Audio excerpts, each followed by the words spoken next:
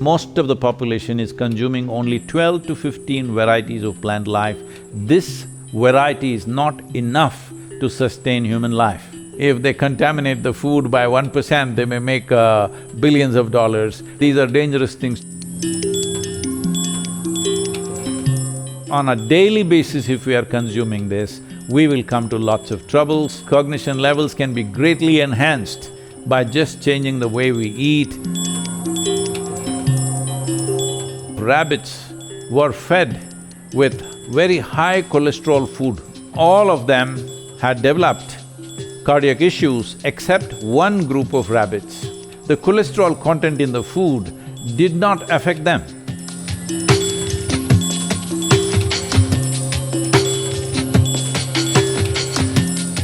We have moved, Western countries particularly have moved strongly towards food processing.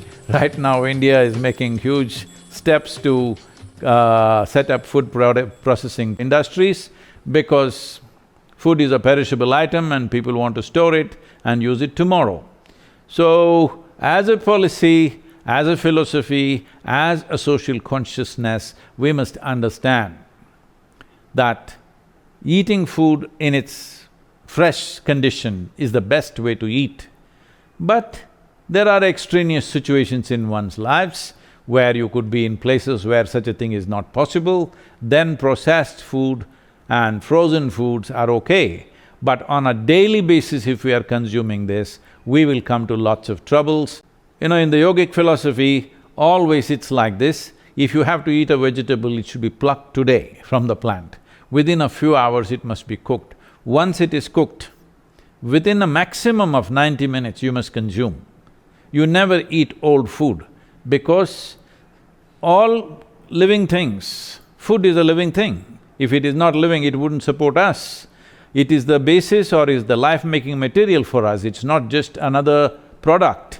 So, all of it is moving from life to death or from death to regenerating to life. This is happening all the time at every level of life.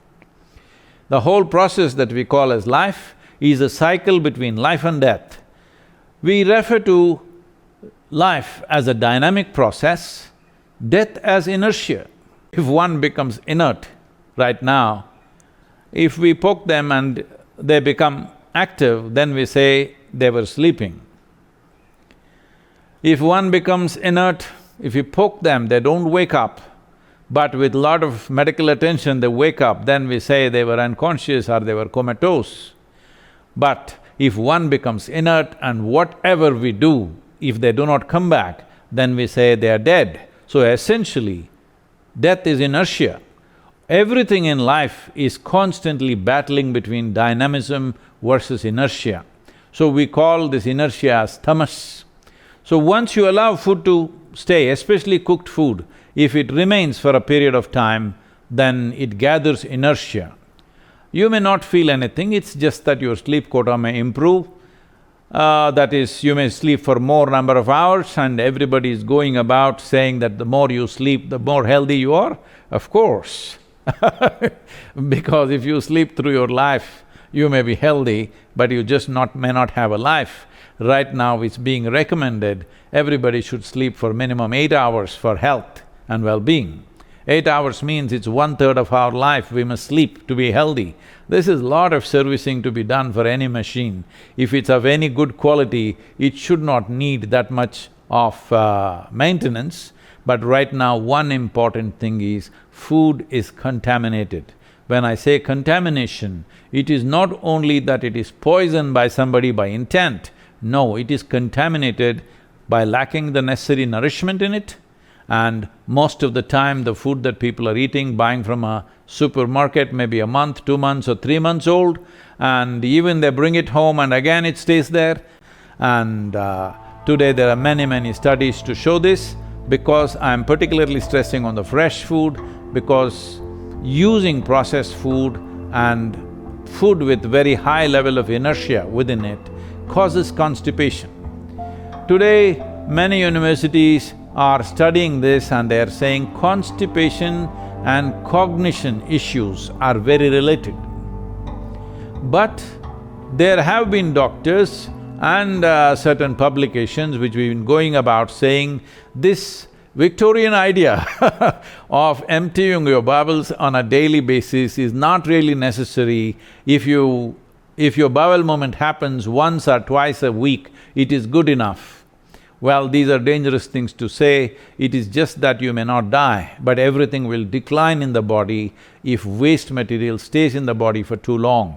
You eating highly processed food, very large percentage of meat in the food, all these things will bring constipation, and today world is suffering from various kinds of psychological derangements, and cognitive decline is a huge challenge in people over 50, 60 years of age. The neuronal regeneration and cognition levels can be greatly enhanced by just changing the way we eat, and the system will not degenerate at the pace at it will, because the regeneration process will be very high if the food has a certain level of sattva or a certain level of aliveness within itself.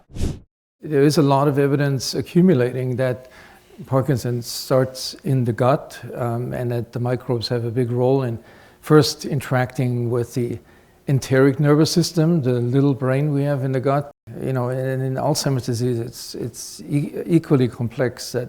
But there's now pretty strong evidence that these interactions between our gut and the microbes that live in it, and then you can extend this further, and the kind of food we eat and the environment where we grow this food in, that there is this connection to some of the most serious diseases that we're going to be facing in the next 50 years, because people are getting older and the prevalence rate for these chronic neurodegenerative diseases is increasing. Not only this, how we consume food also becomes an important aspect. If we do not take necessary attention as to how we address the food that we eat, this also has impact. There are some wonderful studies in some of the United States universities showing this. This is way back probably in mid-80s when they made this study, that different groups of rabbits were fed with very high cholesterol food. They wanted to see if they will develop cardiac problems and stuff. And when they checked them, all of them had developed cardiac issues except one group of rabbits. Then they started studying this group, what was so special about them. Genetically they were the same, in every way they were the same level of activity, but they were not affected.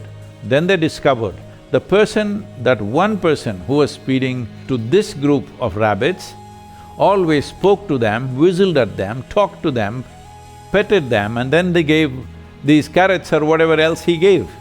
And these rabbits were happy. Because they were happy when they were consuming, the cholesterol content in the food did not affect them. So this is something we must know, how we address the food, because there is an intelligence within us which builds this whole body. This body and brains was built from inside.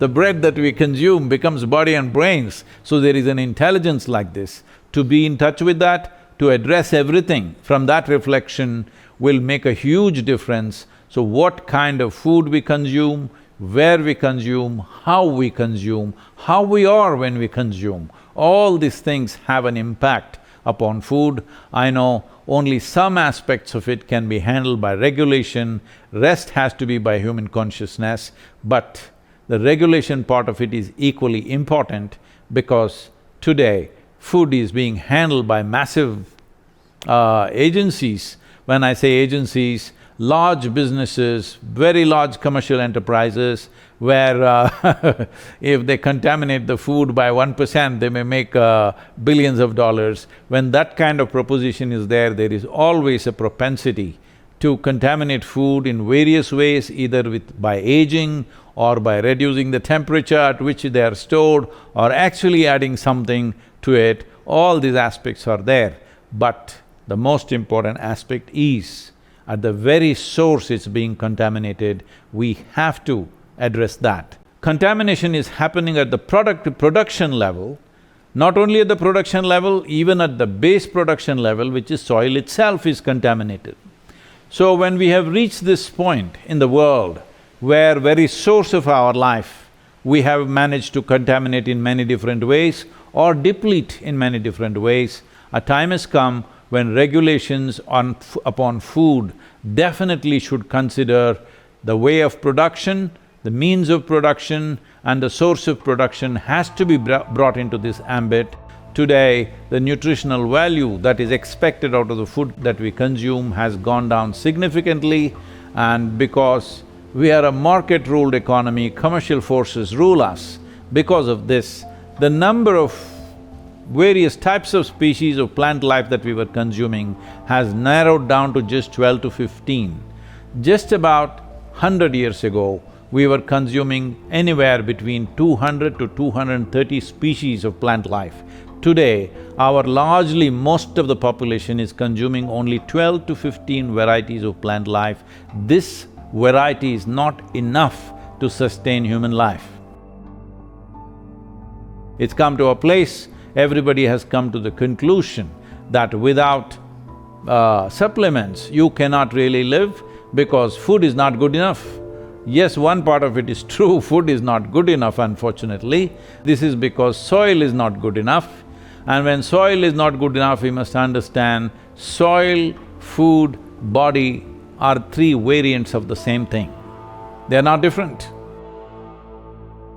So regulators have to enhance the ambit of regulation and also raise human consciousness to become very conscious about these things so that more than regulation, if the market becomes conscious, it naturally regulates the production units in many different ways. Market rejects anything that is not well produced or is of not good quality, that is also part of it. So regulation should not just remain with making rules and regulations, it should also move towards educating the public in a large-scale public education so that regulation can happen from the market end, from the consumer end, also regulation can happen.